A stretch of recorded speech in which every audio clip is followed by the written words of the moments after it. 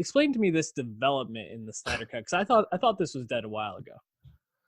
Well, that's the thing. It's like, is it a real development? Like, this whole fanfare was trending on Sunday afternoon.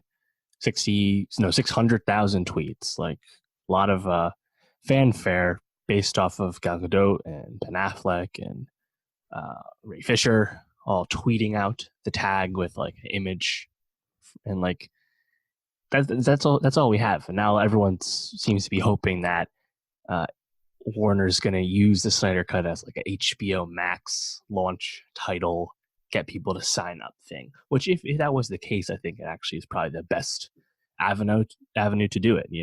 I know the Snyder Cut evangelists have long said that if you had released some kind of Snyder Cut Blu-ray, it would sell really well.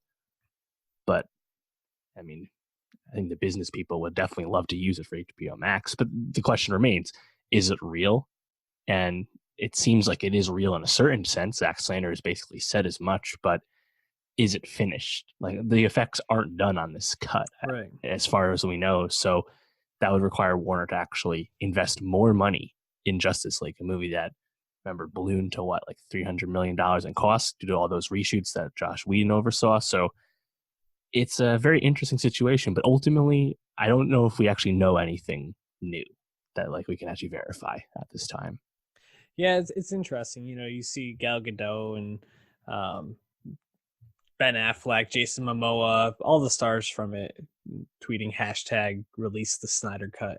And it feels a bit like capitalizing on somewhat of like an internet meme, I guess, so to Mm-hmm. speak. But there might be more at play here. It's pretty interesting to think about them just releasing a whole new version of this movie that had long been awaited, and how that might really change the perspective of how this movie is seen.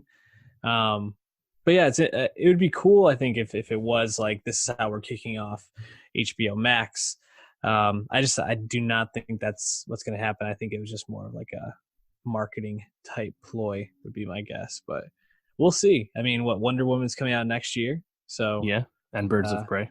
this is a good time to start getting some interest back into uh, these characters again, as we start ramping up to see them on screen again. So, any last thoughts on the Snyder Cut before we hit some music?